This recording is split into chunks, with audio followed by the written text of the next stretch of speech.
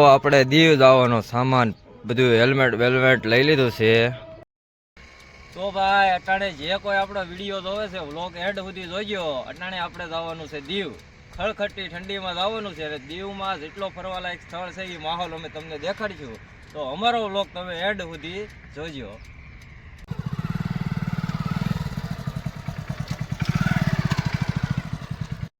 ભાઈ રસ્તામાં આપણને હાવજ જોવા મળ્યા છે.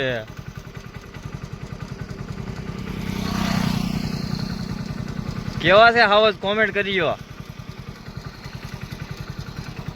પરેશભાઈ આવી ગયા છે ટાઈટ ના.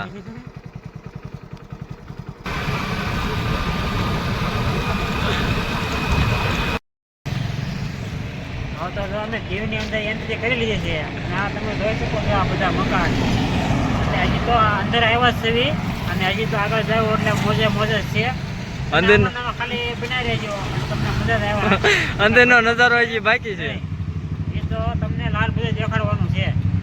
આ બાર છે નકરા એ તો તમને આપણે પીવાનું નથી પણ તમને બતાવવાનું છે ફાઇનલ છે. હા તો અટાણે આપણે મસ્ત મજાનું લોકેશન છે. થોડા ફોટા પાડ્યા છે આપણે. અને હવે આપણે જવાનું છે બીચ ઉપર. એટલે બ્લોકમાં એન્ડ સુધી બના રહેજો એટલે તમને મજા આવશે. ચાલો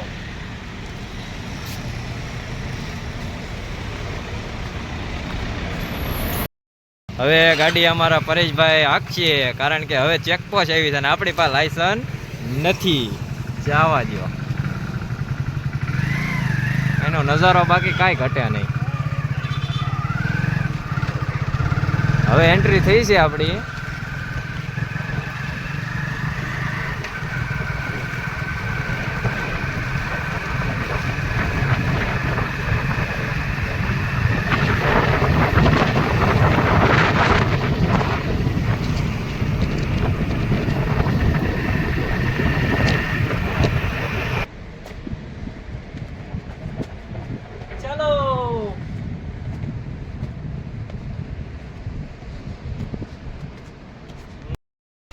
અને એક મંદિરના અમે તમને દર્શન કરાવીશું. આ છે મંદિર દીવમાં.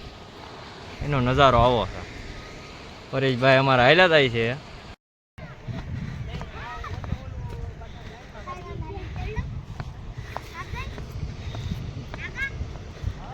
હવે આપણે જવાનું છે એક મંદિર છે અહીંયા. હાલો દર્શન કરી જાવ બધા.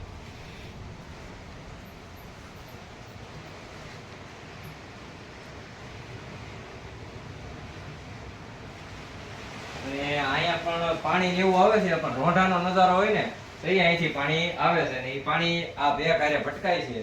અને અહીંયા ખોડિયારમાંનું મંદિર છે. બહુ મસ્તીનો નજારો છે. અને આ એમ કહેવાય છે કે કંકેશ્વરી માનું મંદિર છે. કરી લો દર્શન.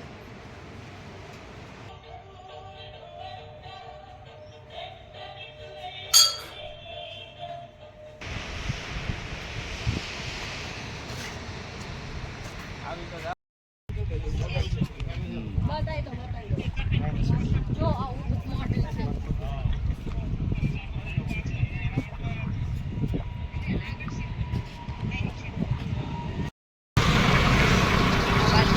આવી ગયા છે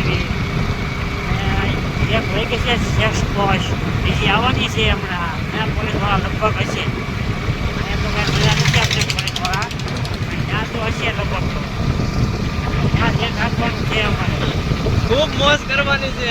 મોજ કરવાની છે. હવે જવું છે નાગવા બીચ. પહેલા જવાનું છે મહાદેવે, પછી જવાનું છે નાગવા બીચ. ખાલી આમાં જોયા રાખીએ ગુજરાત આવ્યા રાખીએ.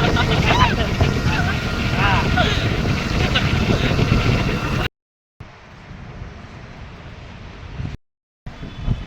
તો ભાઈ આપણે અટાણે દીવમાં હાલ પહોંચી ગયા છીએ. અને અહીંયા કાંઈક જોવાલાયક સ્થળ મળ્યું છે. કાંઈક છે ખરા અમે તમને દેખાડી. આ શું છે?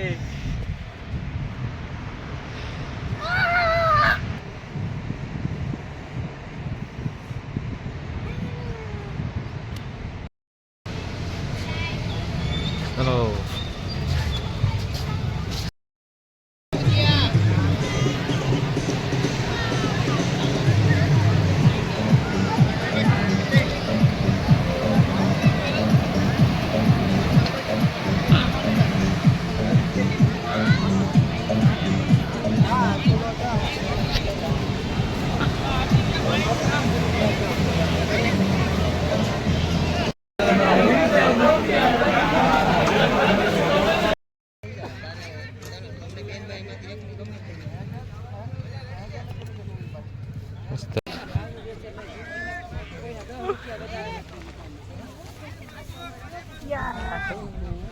500 માં જાકી